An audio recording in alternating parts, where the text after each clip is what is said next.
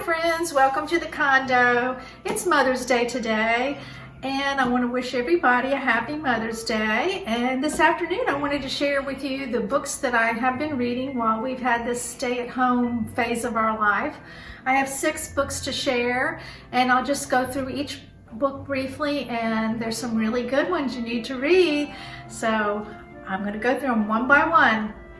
The first book is The Ambassador's Daughter by Pam Janoff, and she also wrote The Lost Girls of Paris. And I read that a while back, but I didn't remember it when I got this book. And at first, maybe the first 30 or 40 pages, I had a hard time getting kind of interested in the book, but after I stuck it out, I really enjoyed it. And the main character in this book, her name is Margot, and she is a Jewish German young girl. I think she's about 20. She and her father had been living in Paris. Her father was a professor and he was teaching in London. And this setting of this is in 1919, right after the Second World War. And her father was called to be an ambassador to the peace process that Woodrow Wilson was trying to put together for all of Europe. So she reluctantly goes with her father to Paris.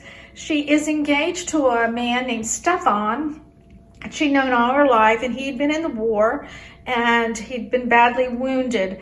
And she loved him, but she realized after being apart from him, because he was gone away at the war, and then he went into a hospital for a good while, that it wasn't really like true love.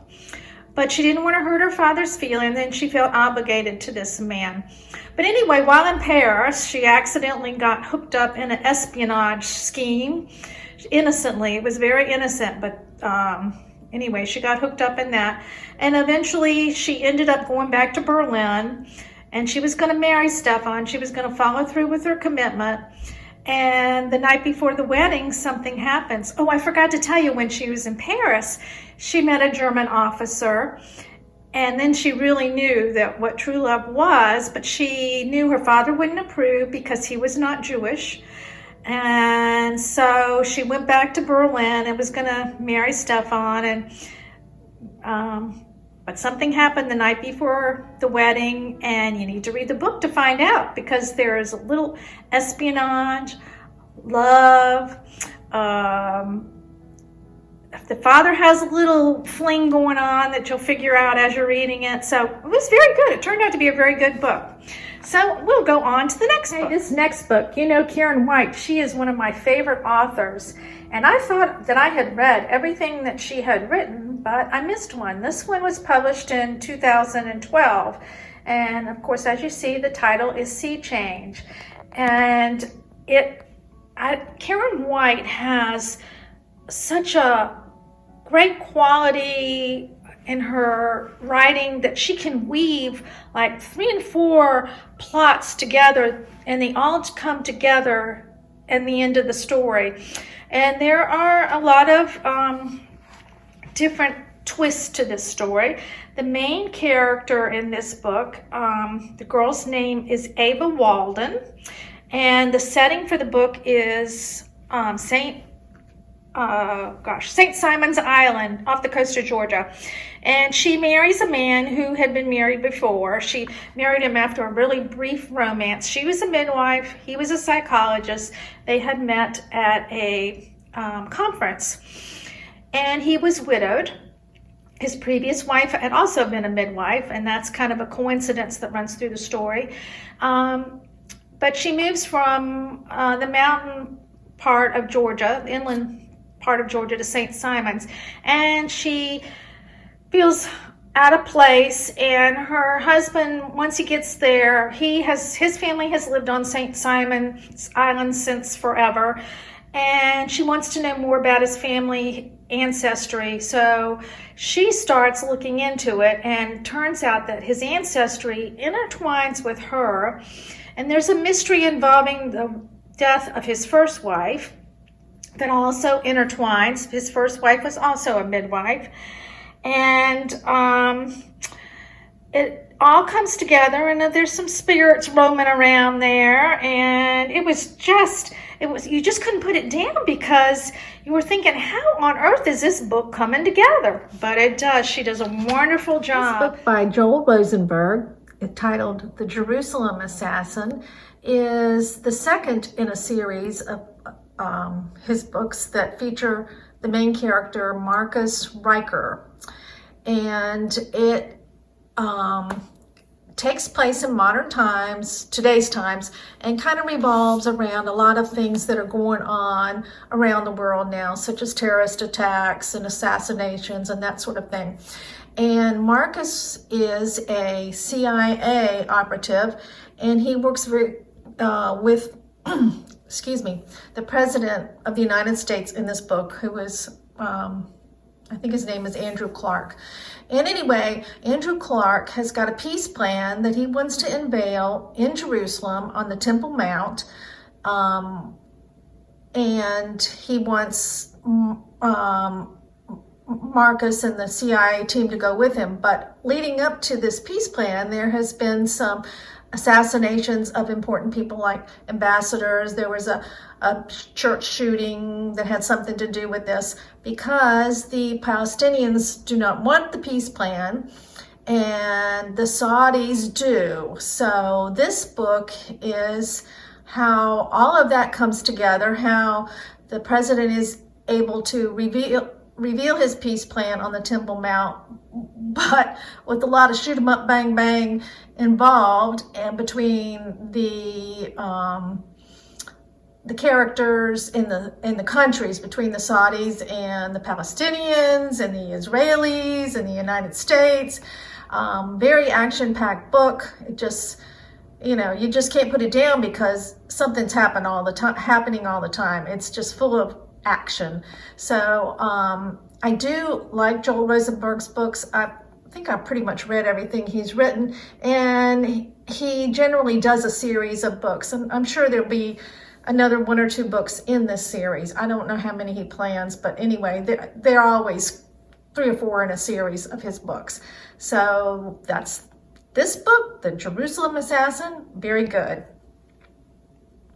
This book, Charleston Green by Stephanie Alexander, is the first book I have ever read by this author, and it was recommended on the Low Country Book Club that I am a member of on Facebook. And a lot of people had posted about it, and I thought, well, I've got to check this book out. So Charleston Green refers to the green paint color, which is almost a black, greenish black, that the historic homes in Charleston painted their shutters and their front door back all the way, from the time the houses were built. But this story, the main character, her name is Tipsy, and she is getting a divorce from her mean, hateful husband. I would say he's very vindictive. And she has 3 children, a set of twins and an older child.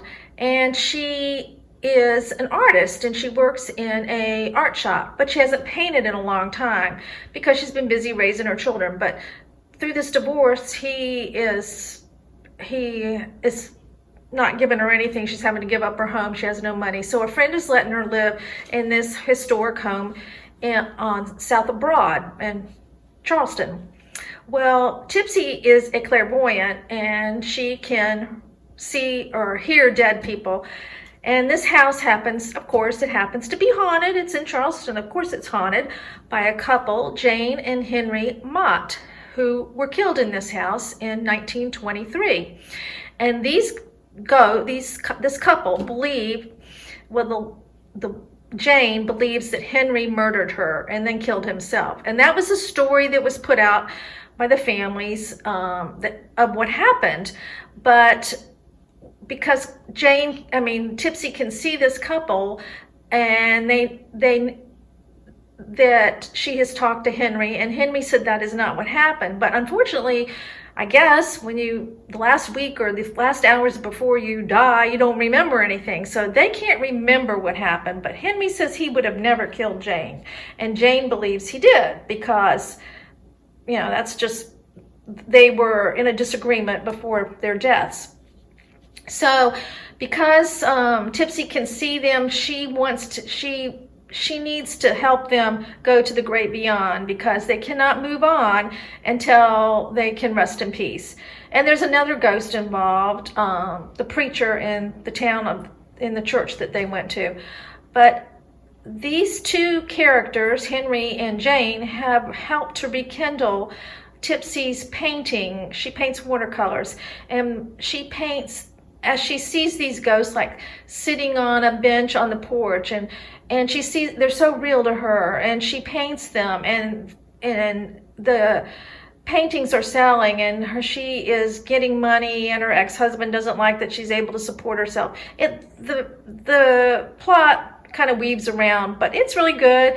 I'm not going to tell you what happens, or if Jane and Henry were able to go to the great beyond and how they got there, but it was a really good book. I enjoyed it a lot.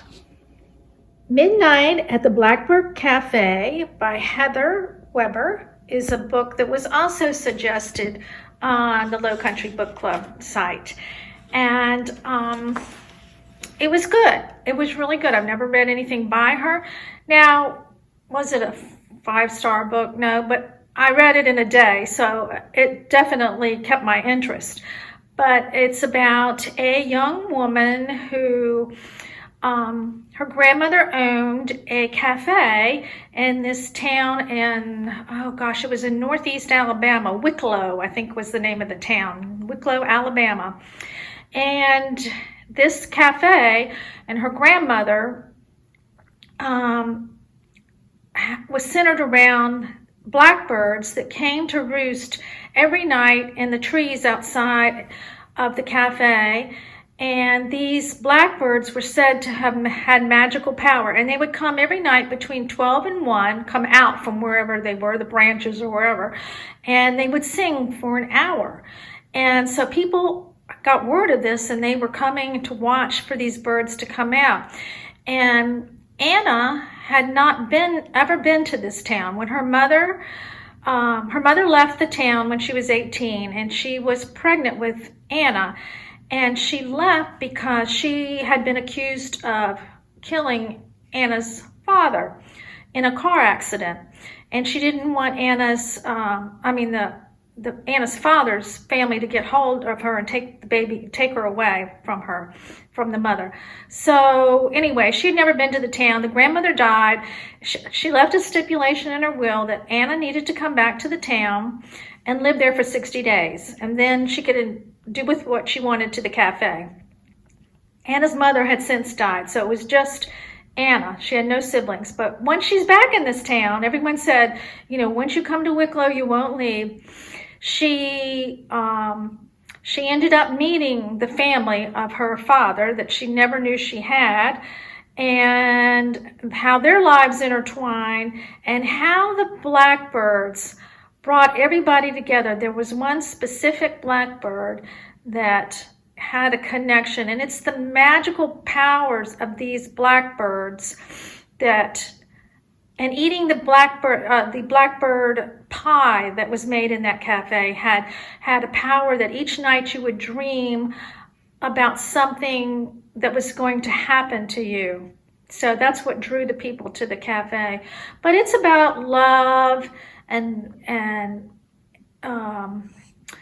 life and the intrigue of the birds. It was a very good book. I really did enjoy it, but it's kind of predictable, but I did enjoy it. But on to the next book, which I really love. The final book, and this gets 5 stars. This is great. Anything Mary Kay Andrews writes is great. She's like Karen White. You can't read a bad book. Hello Summer was hot off the press on Tuesday. I went to BJ's, I think, on Tuesday or Wednesday and picked it up, and I read it in a day. It was so good. I could not put it down.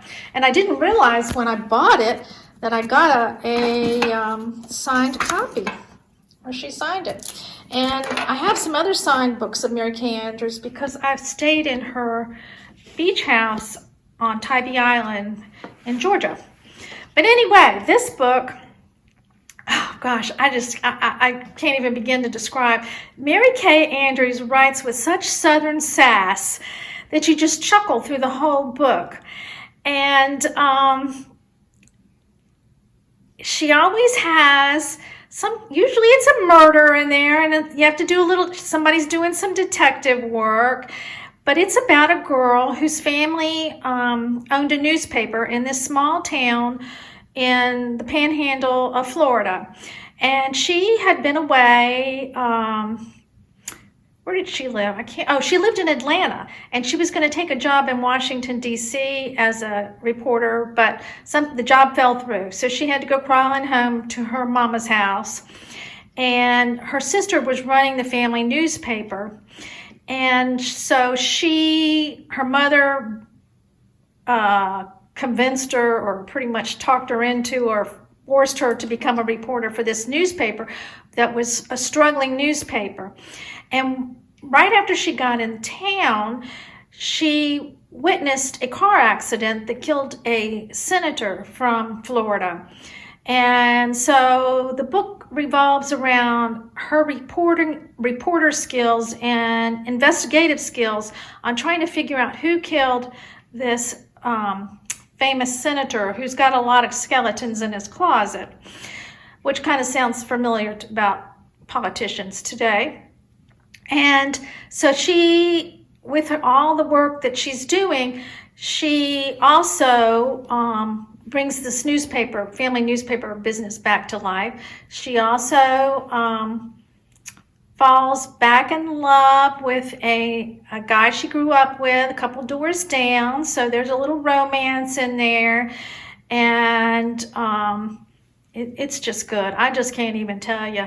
It is good, and it's just full of Southern sass. That's all I can say. So if you've got to get one book, get this book, because I can't imagine that you would not enjoy it.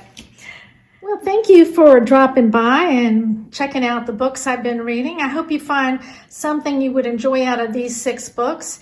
Any of them would be great, but my top 2 are Mary Kay Andrews' book, Hello Summer, and Karen White's book, Sea Change. But then again, I always like low country books. But all of them are good, and none of them will disappoint you in the stories that they have to tell. So happy reading. Bye. See you next time.